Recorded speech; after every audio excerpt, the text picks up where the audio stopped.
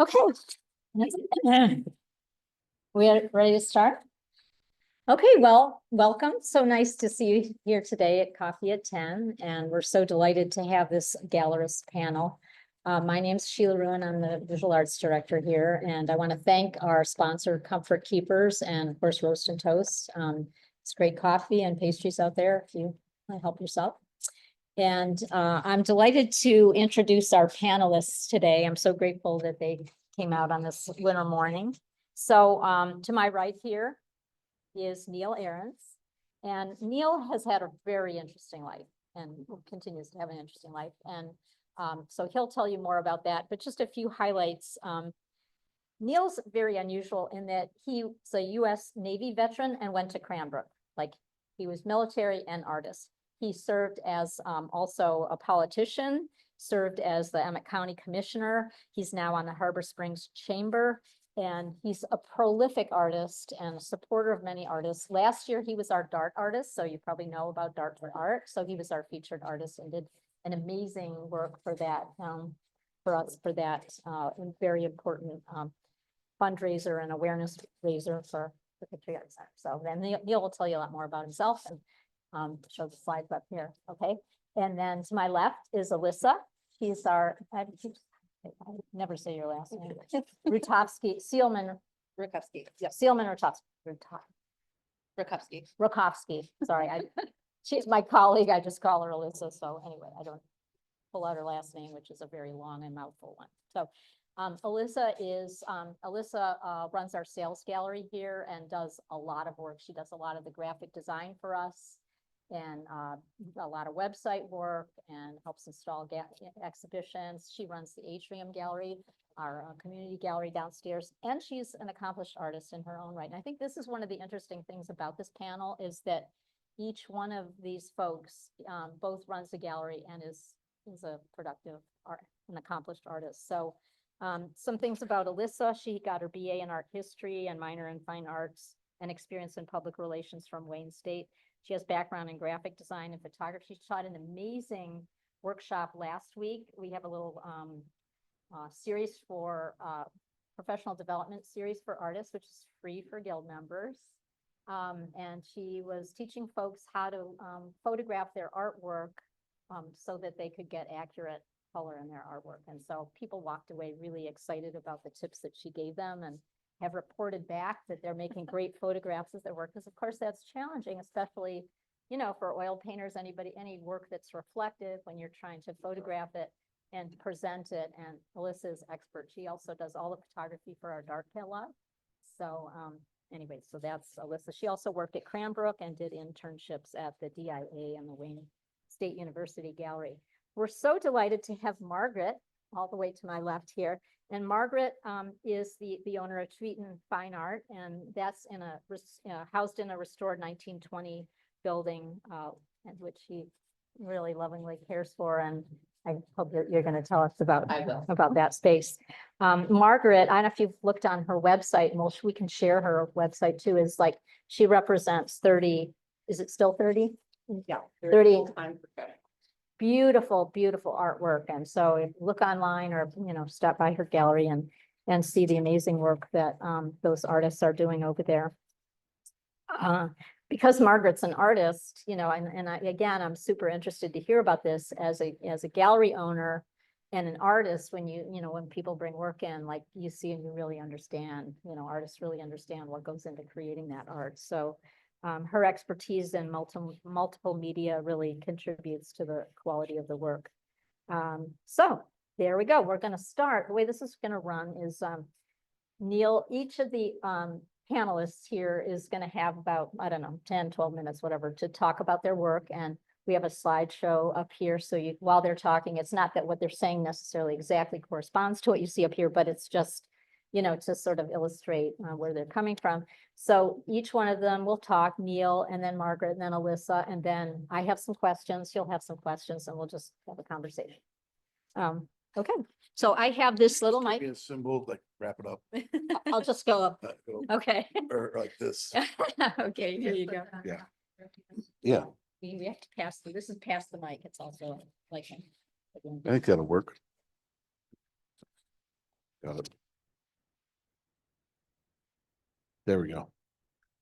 Good morning. Thanks for showing up, listening to us. This is a fairly niche subject, you know, how having an art gallery, being an art gallerist. It's not a thing that a lot of people do. You know, they say, "Oh, I want to own an art gallery." No, it's this.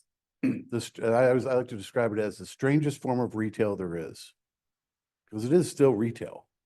And I grew up with retail. My father was a Kmart store manager and went through the whole advanced in stores and such growing up. So I was like always around retail and learning about it. So that probably seeped in quite a bit that I don't even know. But art galleries are about relationships with your customers and your patrons, and to me, and you have to build relationships with people, whether you can do it in 5 minutes or 5 days or 5 years. You have to attend and really listen to them and encourage people. I mean, it's very scary for some people to get out of themselves and admit they like something because they're scared of being judged by others. What if they think I'm weird because I like that painting?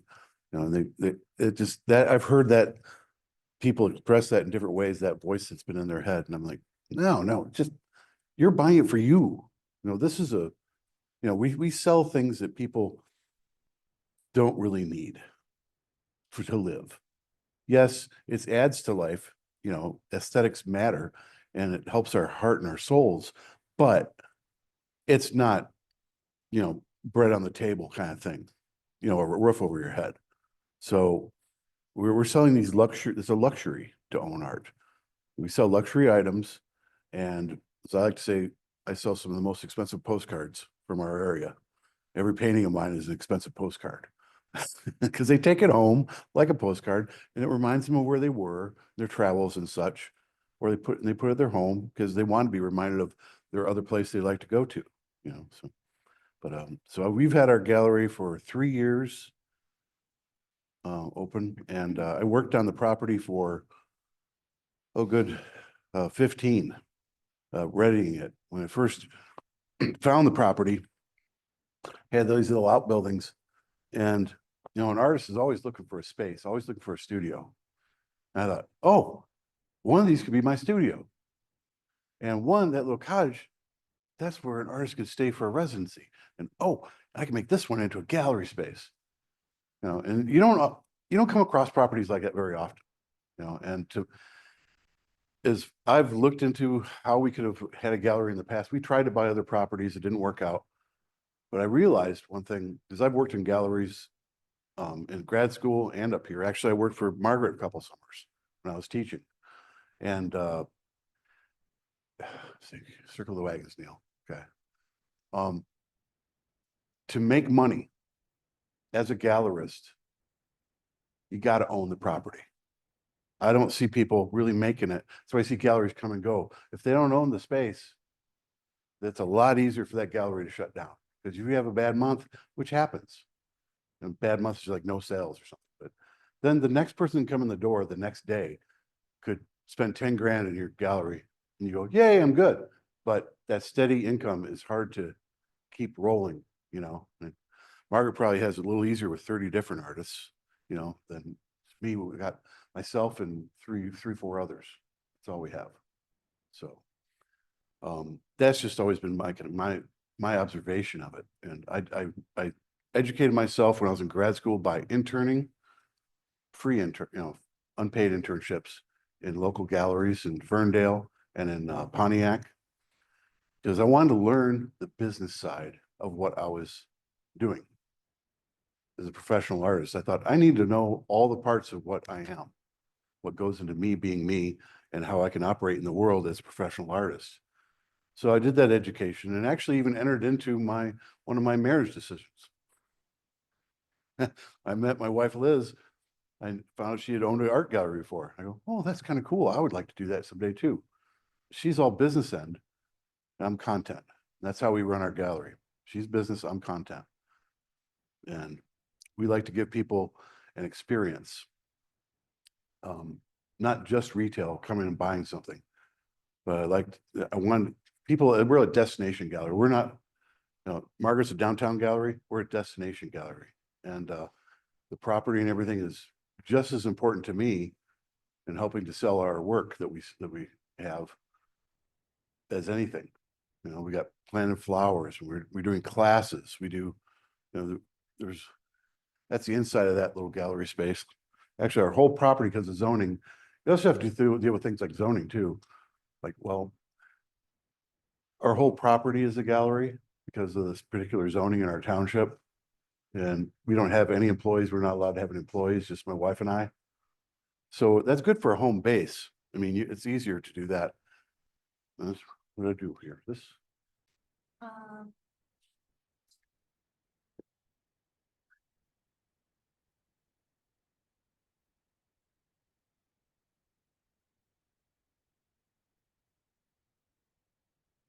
For gallery. Yeah, we had these metal letters on each building, but it always mystified people what they meant. Thanks for noticing that. Like, what's the S for? Well, it's on my studio. And there's a C on the cottage. Yeah, okay. So this is just last summer, and to the right, that's Darfur Art. And this was a commission I did this last summer. And that's always an interesting thing to try to do when you're an abstract artist. Because people, you know, can you make one like this? I don't know, I'll try.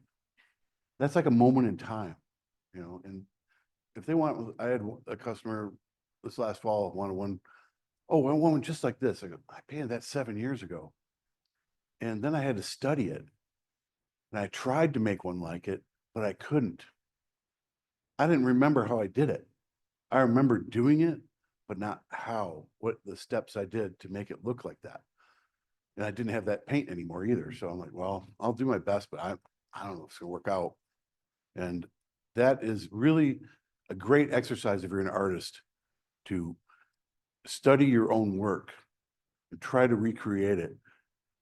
If you're not a discrete, like, photorealist person or what, you know, it's gonna be very difficult. It's a great exercise though. I had to do that for the painting for Darfur Art because I knew I wanted a certain tone and mood and feeling. But I was looking at this painting of mine from the past and like, how did I do this? How do we do this? And how do you have a gallery? You know, how do you make a living doing this stuff? I'm not making a living from our gallery. It's an addition to our income. So we don't have to, you know, this isn't like putting bread and butter on the table per se. And every time I get like a big sale, I just reinvest it in the property. I've been doing that for 15 years. Whenever I got a chunk, boom, boom, preparing to make it in, making it into this. And I didn't feel bad about it. I mean, I'm investing in myself, you know, investing in my business, my future business. It wasn't even a business then, you know, so. Oh, here we go. So this is the back property. We have a 1 acre backyard and it looks like a park. I try to keep it that way. And to the right is my studio. The back is the cottage. Obviously, we didn't have that one painted yet. Black. That's my dog in his domain. But we've got an even better garden in the back now. And the gardens have actually become part of the, like I said, it's a whole property is part of the sales. The garden, Liz is a certified master gardener, and she's now developing the whole garden pretty much into just herbs and flowers. You know, and people love it. And she's actually started giving people away basil. Get too much basil, give it to the people. So nice little add-on. And that's the end of my studio, which, you know, you get these old buildings or you renovate a place, that helps. Like Margaret did it, we did it. You know, artists are good at renovating things, I've found. You know, we're the ones that turn neighborhoods around. New York City is a famous one for that, or Chicago too, you know, and it's like, we're the ones that reboot areas. And that's where you can find your best value, I think. Citing your business, citing your gallery is hugely important to your success. It's, you got to have the economic activity, and you've got to have your own philosophy on things, and believe in your own philosophy. If you want to have a gallery that's different or does things a little different, then go for that. It's your idea. It's your creation. Your gallery is your creation. Being an artist, my gallery is as much a creation as any of my paintings to me. The whole business is. I've attended to it just like it was an artwork. But your philosophy of how you want to do business matters, because that'll be transmitted in how you do business.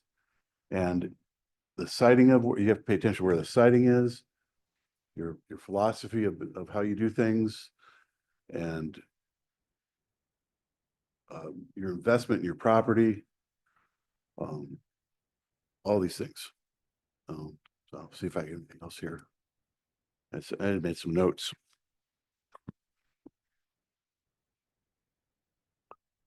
Yes, we try to keep doing events and things that bring people out to the property. Not just gallery openings. We've had pop-up galleries of some other artists come up, and this is the inside of the gallery when I was renovating it. I just spray painted it just to make it decent for a while. But it was, I had a lot of carpenter ant damage, live nests when I got in there at first. It was nasty. We put new roofs on all of our buildings. Keep the water out. That's my studio. It's a 1920s garage, a very small 1920s garage that was put on the property by a previous owner.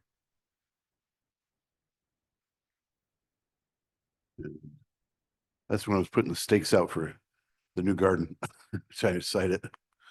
And that's the gallery space when it was halfway done. And that's finished. Bright and white helps. That's from our pop-up show artists, and the wooden boards they make. Very talented people from down south. Simple sign. This is what we were allowed. You have to work with the local zoning, or in the city. If you're in a city, you gotta follow the rules. And even I have to attend to every little detail in our backyard, even to how I stack our wood. I have to make that look attractive. You know, a lot of people don't have to do that, but if your backyard's your business, you got to make it all look nice all the time. Grass has to be mowed, has to be watered, weeded. The gardens have to, wood has to be stacked attractively. And we brought people to the property with classes and other artists, visiting artists. And this is Margaret's slides. There we go. You know, we'll have time for questions. Yeah. after. Okay. I'm gonna feel that. Oh, yeah. Here you go. I'm not sure where to put that. Can you hear me okay without this? That's for our Zoom audience. Oh, I see. All right. About like that. Yep, that works. I'm Margaret Tvedten. My background is that I have a BFA from Wayne State University. I went to Cranbrook for additional classes, and I went to the Art Institute of Chicago when I was in my 30s for art, for oil painting primarily. So that's kind of my educational background. When I graduated from college, I ran a big gallery down in the Detroit area, which was kind of like a whole education unto itself. It was kind of like getting a master's degree in business for running a gallery. It was a big gallery that had international and local artists and national artists. And then it had a big framing gallery as well. So there was all the aspects. So that's kind of my basic background. When I moved up here, I've been up here for over 40 years. I started my gallery 30 years ago. I bought the building. It is in the downtown area, but it is on 3rd Street. And I still to this day get people walking in and say, well, how long have you been here? Let's see, 25, 30 years. So it isn't on the main drag. So that's been kind of a challenge. So I am also a destination. So if someone wants to come to the gallery, usually either it's from an ad that I put or they just stumble upon it, or in this case, I've been there for 30 years now. So people, when they have guests, they bring them, and that building up that clientele has been amazing. People now bring their children that are collecting art. And like Neil was saying, it's not like you don't go to the store and get bread, milk and stuff. You come into a gallery either to look and just enjoy, or you come in looking for maybe a piece of art, and it's not usually the typical person that can afford a piece of art. So it's a different kind of way to deal with retail, if you will. And being an artist myself, it's kind of like having two hats. I've got to have one hat on when I look at an incoming artist to decide, do I think it's well done and the composition is great. I'm very critical about that. That's one reason I've been in the business for 30 years, because I'm very particular about who I represent. I've got a relatively small gallery, although I have an upstairs now that's part of it. So I have to be very choosy about who I'm going to have. Even if I love someone's work, which has happened in the past, and I haven't sold it for a couple of years, I have to give it back. It's hard. It's hard on the artist. I actually have artists cry, which makes me feel terrible. But yeah, so it's kind of a choice. You gotta have the business hat on. Is it worth keeping this work versus, just hurting someone's feelings? Like I said, I have 30 full-time professional artists. I really tend to try to show work that is by artists that are trying to make a living at selling their work, rather than someone who's a hobbyist and they have, I have had artists that have started a career later in life that weren't necessarily artists as a younger person, and they started it later on. And it's been successful that way too. But it is a difficult kind of line to go through of who you're going to show, how much of their work you're going to show. And I've had artists in the past come in and tell me, my work should be here and here. No, your work is to make it, and then you bring it in, and then I hang it where I want to hang it, or I put it in storage and I pull it out when I think someone might be interested. And I'm very ready to, if somebody comes in, I don't pounce on them. My whole thing is, hi, how you doing? Let me know if you have any questions. And I don't flutter around them. I don't know about you. You've ever been in a store and someone's just hovering, all you want to do is get out of there. So if someone's got questions, I'm happy to help. And if they want more information, I'll be right there pulling art, showing them. But I want people to feel comfortable when they're in the gallery. I grew up in the Detroit area, and I went to, I remember going to Peter Max, I don't know if you know Peter Max, but he was kind of a pop artist. And I went to an opening in downtown Detroit. I went by myself. I was kind of a shy person. And I went there by myself, and no one talked to me. And he was late. He didn't come in when it was supposed to. And I looked and looked and walked. It was a small gallery. I'm walking. And finally I went, I can't wait any longer. I got to leave. But I want people to feel comfortable when they come in my gallery. I don't want them to feel like it's snobby or snooty. It's not. So that's an interior shot. This is an exterior shot. This is another interior shot. This is one of my artists, Dan Graziano. This is another artist, Margot Burian. This is a new artist for me, Heidi Palmer. This is Stan Myers, super big, super realistic. This is one of my pieces. The color is way off on that. This is another artist. She does this really, it's cement and gauze on a hard surface, and then she sands it, and then she paints into it. This is Jack Flynn. These are really big paintings. They look super realistic, but when you look up close, you can see all the little blobs of paint. Another one by Candace Compton Pappas. So anyway, I have a wide variety. There's some abstract, there's a lot of realism, there's a lot of like impressionistic work. I've got wings I made on the outside. It's kind of a draw to people to come and take their picture behind the wings. I've landscaped on the side of the gallery. I've had this for 30 years, so every part, the front, back, sides, top, inside, I just painted the whole inside. So it's just like a child that you're constantly nurturing, and that's how I feel about my building. I want it to be a beautiful space, and so I keep it reinvesting in the space. I have been fortunate enough to actually make a living from being a gallery owner for 30 years now. I supported my family that way, so I feel very fortunate. So if you have any questions, you can answer them after.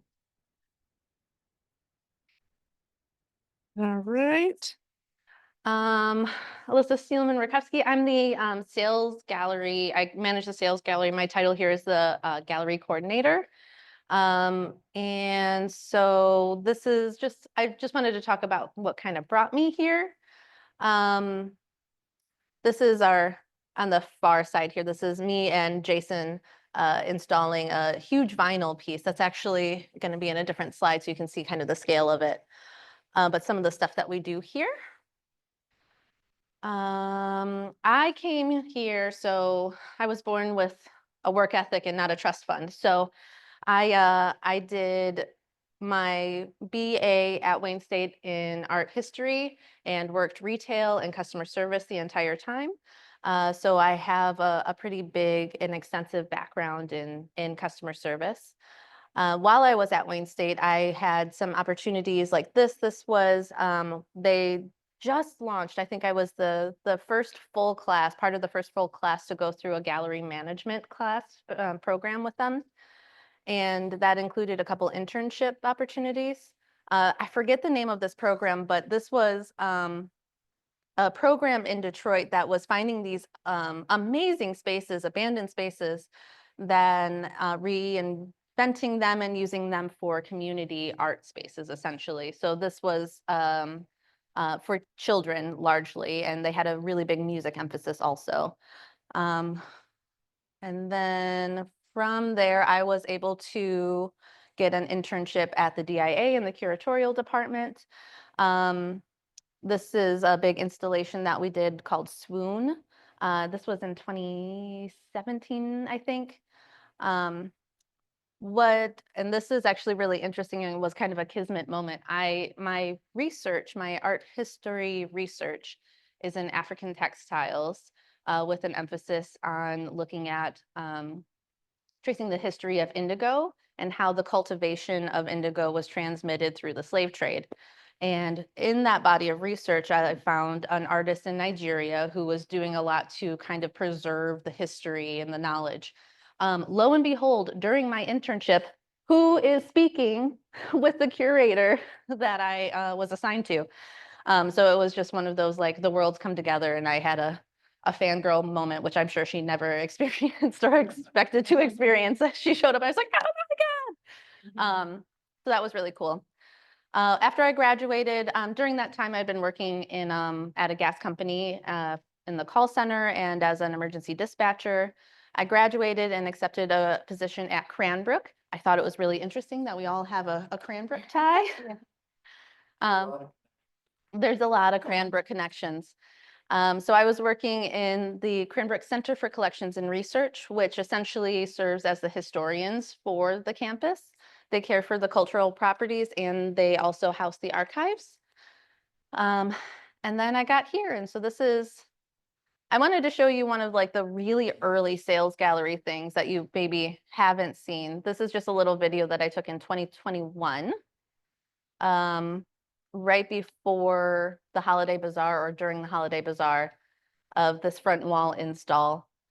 I don't, no, mine. Yep, this was probably the first one that I did. I'm not sure how many artists we have in the sales gallery, to be honest. It's a fair few. And I try and keep it like 90%-ish Michigan artists. I don't make it too selective in terms of regional or even local. I certainly put an emphasis on giving those local artists a little bit more of a platform if I can. And we also create those relationships. We see them, and we want to offer them things and opportunities. So I do the sales gallery here. I also help with the installations and the main exhibitions. I do a lot with the signage and the labels and the hanging, the layout. This was from our Good Heart Artist Residency 10-year retrospective. And that is that big vinyl piece over here that Jason and I were installing. So it was a floor to ceiling plus, because it kind of spilled onto the floor, vinyl, and I think 9 or 10 pieces. It was quite a few. And then I also manage the downstairs gallery, the atrium gallery, and that is a little bit more of a community-oriented one. The shows are smaller and quicker. We have only about 10 shows in there, but we also have a much more limited amount of space. So, you know, we get to have a little bit of fun in there. That's a little different. And then I also have a big hand in Dart.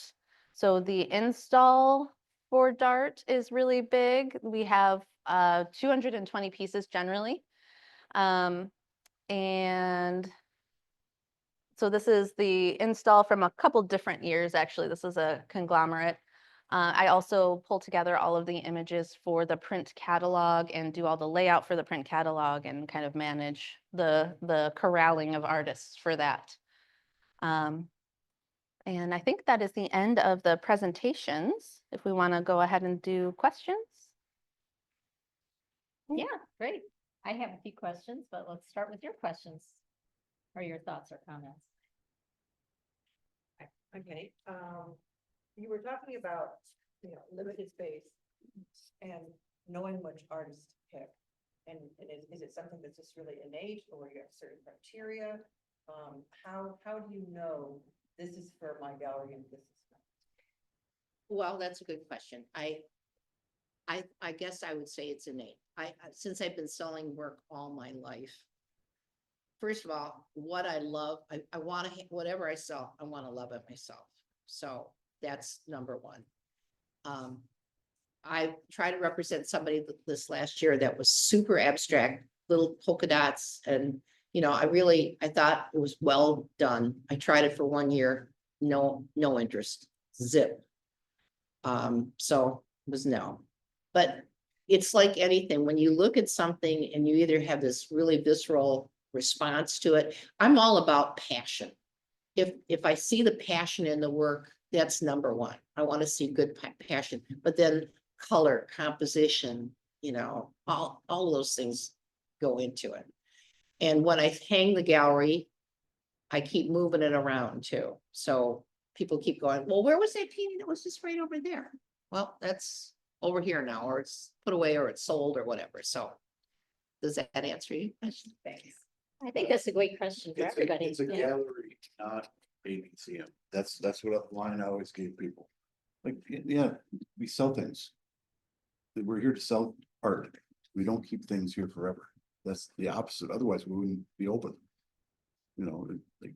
So, and I remember one particular moment, and this is the moment that I sold one of your pieces, Margaret, a big piece, and to a woman from California. And she said, "Oh, I think I'll be up. That might be coming next week." I said, "Okay, this might not be here, but there's been a lot of interest in this piece, and I will sell it to the next person that walks in the door. I can see you walking away. That person walks in, and sell it to them." Yeah, this is a impulse purchase. And I can mail this to you in California, easy. You can get a home easy, don't think about it, just pay for it. And then you have it. Otherwise, you may not have it. And, you know, I remember, and it was a big piece of yours too. It was like $5,000 painting. And this woman said, okay. You're right. You know, it's like, yeah, I don't want to miss out on it. I said, yeah, you will miss out on this piece. It's a lot of interest in it. So. Is it going to sell it to anyone else? But I would like to sell it to you right now, though. That's great. So what about the question of, you know, you have limited space and you have, to say you should show 3 or 4 other artists. How do you decide which ones to show? Because I'm sure a lot of people come to you and want to show their work at your gallery. Like, how do you decide? Well, the artists we work with are people we already have relationships with. Like I said, you know, galleries are a relationship business. And I've known some of these people 30 years. And I know their work and I believe in it and I like it. I don't necessarily have to like a piece of work for myself. The way I approach things.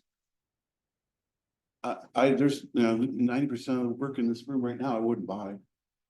Doesn't mean it's not good. It's just my particular taste of what I would like to see in my house.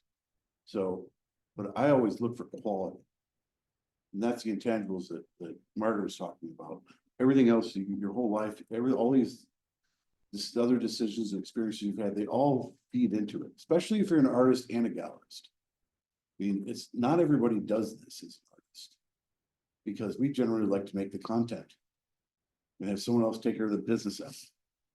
Because to me, that's the hard part. Easier is making the work and more enjoyable. I mean, I'm also sales too.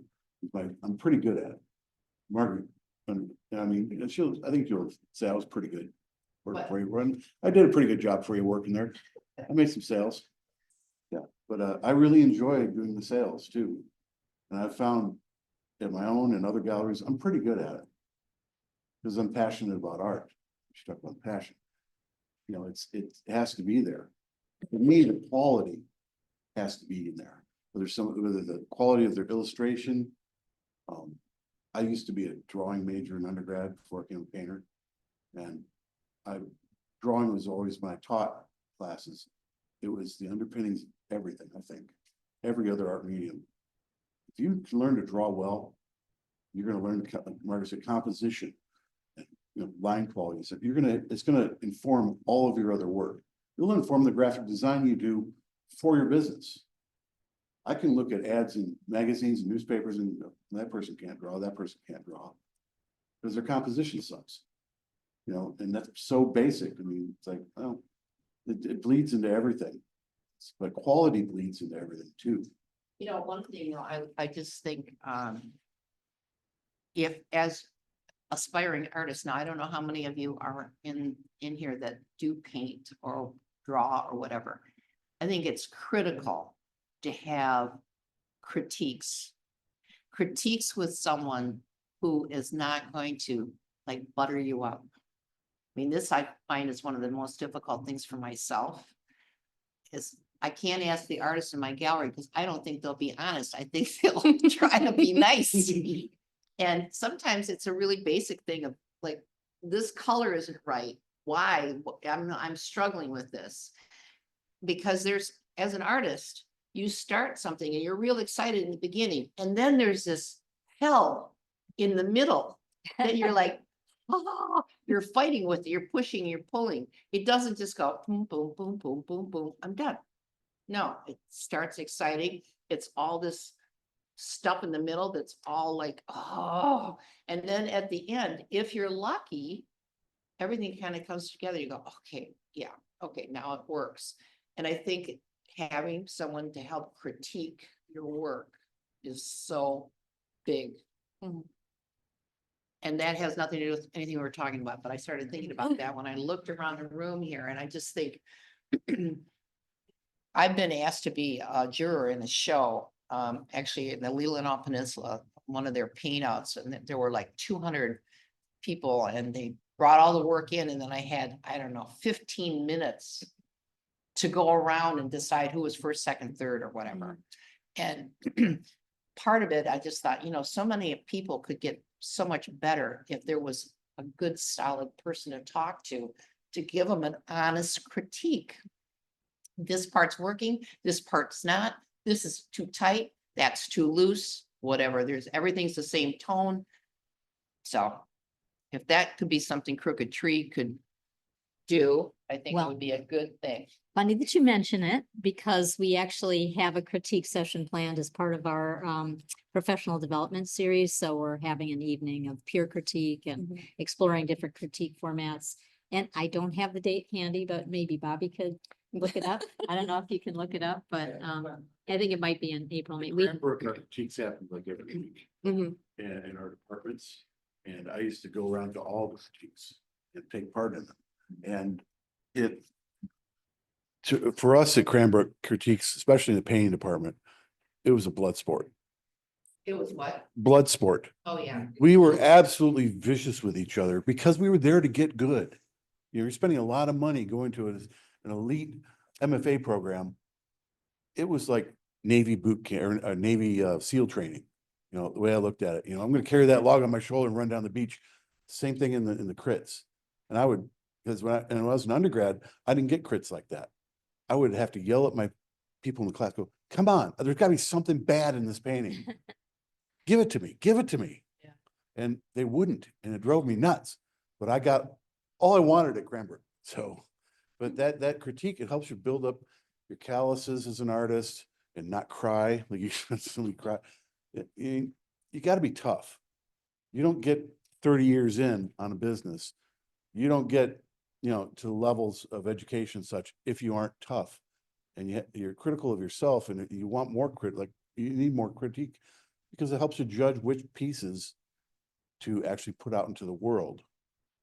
A lot of artists, they think everything they do is a golden turd and it has to sit out and everybody has to see it. It's like, no, those are the pieces you keep or burn or paint over. You should be very critical of what you put out in the world, and gallerists have to pick what things it'll sell. Otherwise they're not going to be open. So I have friends, and we rotate our friends' work out every year. We don't keep the same pieces in there. They're not sad when I bring them back, but they're happy when I sell one. And sometimes that just refreshing of works really helps the sales. Gives people a new eye on the artist. Then they might want to see something else they have, and that helps sales. Okay, I was just gonna say, real quick that, I did my MFA at University of Michigan where critiques were not like that at Cranbrook. Everybody couched everything, well, like, in my opinion, but then I went to Germany for a postgraduate year in painting where the critiques were in German. And they were like that, but in German. So they were really it was like, whoa, okay, I guess this is much more direct. And it was absolutely much more beneficial than that sort of tiptoeing around and, just trying to point out what was working and leaving silent what wasn't working. So I think that's great. So about you, Alissa, about how you choose work, because people come to Alissa, I'm going to say several times a week, wanting to show their work in the gallery. And we already have many, you can see it's chock full of art and it's a tough job that Alissa has. So could you talk to that a little bit? Just hit her up this morning. She sure did. Kidding. So, beyond, looking at the piece for its artistic merit, right, composition and tonality and, just how well the painting or work is done. I also have to consider what we have in the gallery already, right? So if you bring me a lovely pastel landscape, I have already probably 4 or 5 different lovely pastel landscapes. And what's going to make this one stand out compared to these? I also have to consider size because we have so many pieces. Size is a really big constraint. I can't take large pieces very often. I do move around the whole gallery. I try and do it quarterly. It's a little less probably. It's probably more like 3 times a year. But moving things around certainly does help make it look fresh, even if it's the same pieces that you're moving around, and help sales. I also tell my artists who have pieces that are priced a little bit higher, for us at this market, we sell at a specific price point and below. If you're priced above that, it doesn't mean that we can't sell it. It's going to just take longer generally to sell it, and not in some cases. But it needs to see more people. More people need to be able to see that piece, and the more eyes that get on that piece, the better.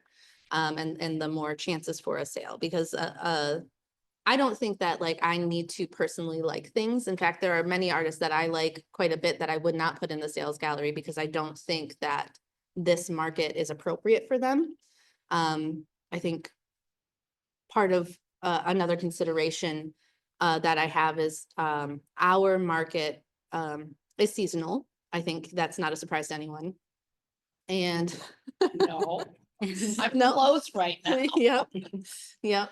And it's a lot of people on vacation, and it's a lot of people looking for something very specific, and not exclusively, but we're looking for something that kind of reminds them of the area, of the time that they're here. It's something that's easy for them to imagine either in their cabin here, because we have a lot of people with cabins and cottages who are looking to add to that, or to bring home with them. So knowing the market is a big part of it. And I started in 2021. I didn't start really looking for artists. I gave myself at least 6 months to understand what was selling, what wasn't selling, what was getting attention in the gallery and what wasn't, before we really started to make some big changes in how the gallery was. That's great.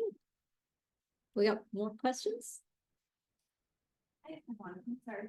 I'm just curious on average, how many pieces do you sell? Like, given month?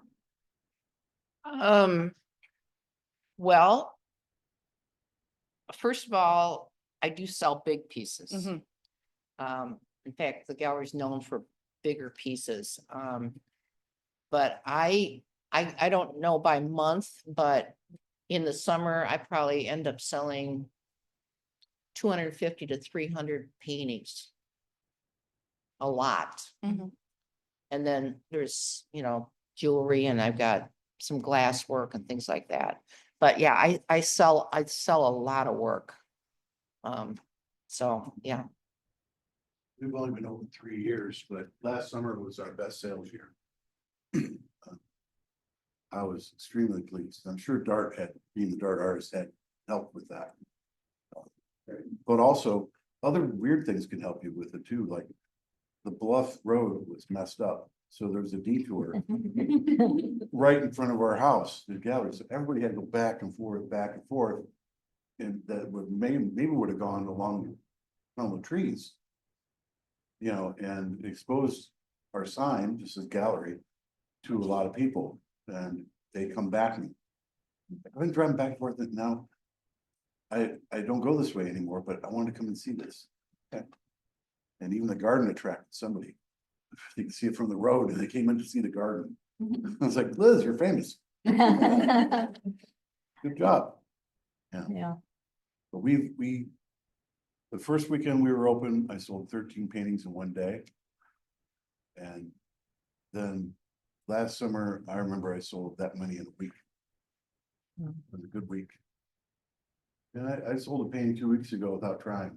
Basically, somebody called up, can we come by? Yes, everybody wants to come by, make an appointment. We're not open regular hours right now, but anybody can come by anytime.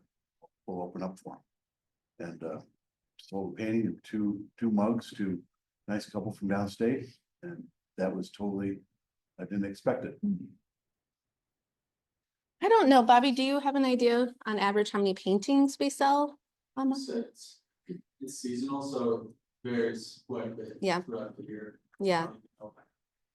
I really couldn't even begin to make a guess. And part of it too is that we sell a lot of paintings, but we also have ceramics and cards and jewelry, and we have retail items and art supplies. So all of those things, if I'm looking at I'm going to say, and this feels like in our good months, we maybe sell 30 paintings, 30 framed paintings. That seems about right. But we certainly have, you know, big ups and downs. You know, January is slow. February will be slow. March will be slow. March will be slow.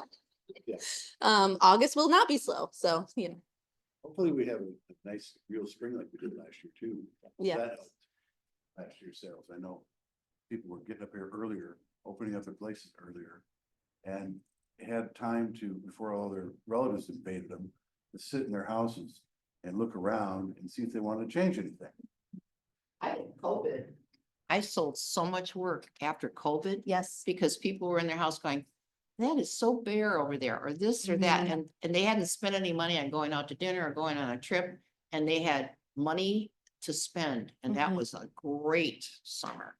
It was, yeah, 2022. I think, yeah, when people felt safe emerging, and Mhm. then, yes. Yeah. So, Yeah, we didn't open till August that year. Yeah. We didn't get a full summer, so it was like mid to late August we opened. But we did well for good, in the good next 6 weeks. I love fall here. I mean, that's my favorite month. Favorite month is actually September for me. Always has been. You know, it's just, you have time and space, and you can just go out to a restaurant if you want and not have to wait. And enjoy your own community, be a tourist in your own backyard and enjoy it. And the weather's usually pretty good, so it's, I'd love to be open then too. It's nice in the fall. I have a fire pit. And I have the fire going just to create activity. People see the smoke and fire from the road. It attracts their eye, because I can't have lights on signs or anything.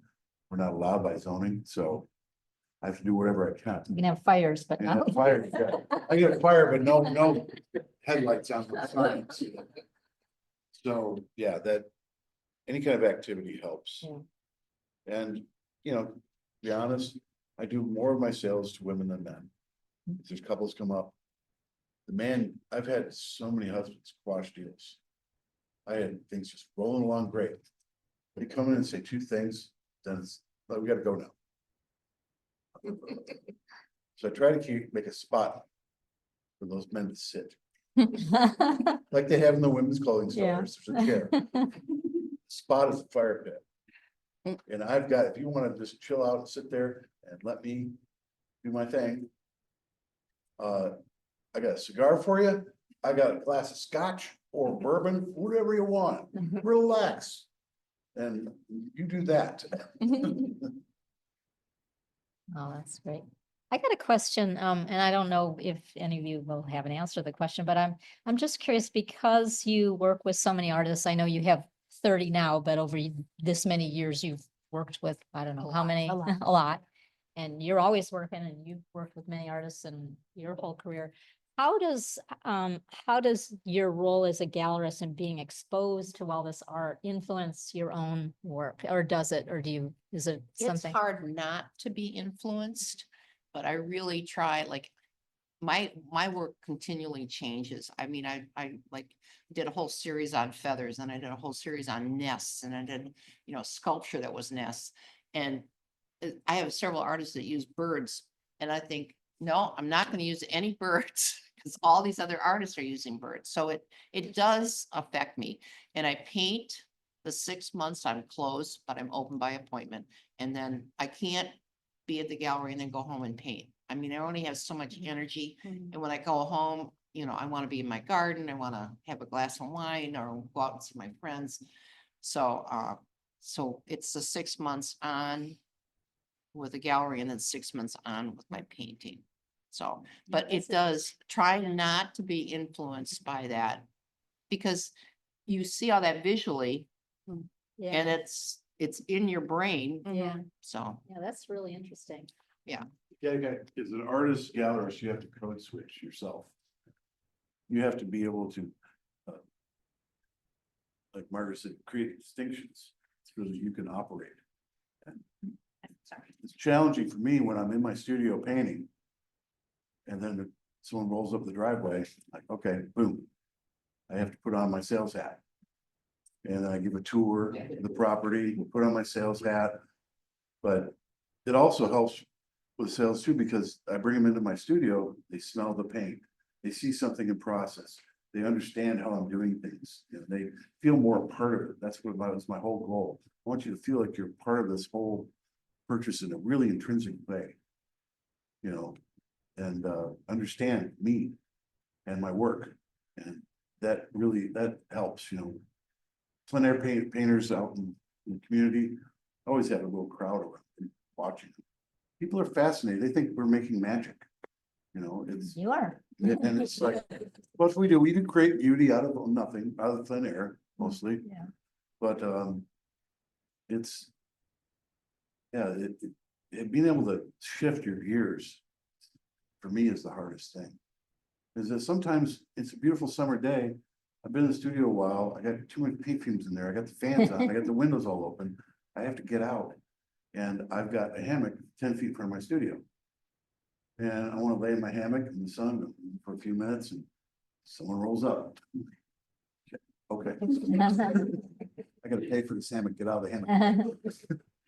So I have to switch totally out of relaxation mode into sales mode. But I'm not a high pressure salesperson. I will, like I said earlier, I will sell it to the next person. I can be kind of hardball that way, but respectfully. And I do like the low to no pressure thing that Margaret talked about. Matter of fact, when I worked for her on Sundays, I would be the one opening the sales gallery, and I would purposely put a chair out front, have the New York Times, and I'd be sweeping the sidewalk. I'd even sweep the front of the curb and just be out there. People walk by, hey, go on in. You know, just go on in, I'll leave you alone. Go on in, look around, relax. You know, so I'll be right here if you need anything. Or you have a question. I just want you to have some time alone in there. And that was always a good tactic. She said, you don't want anybody hovering around you. You know, it lets people relax and think about things for themselves. And that's what they really need to do with art. Oh, more than a lot of things. And then they start to get some ideas, and you start seeing where they're moving, and oh, think about this one.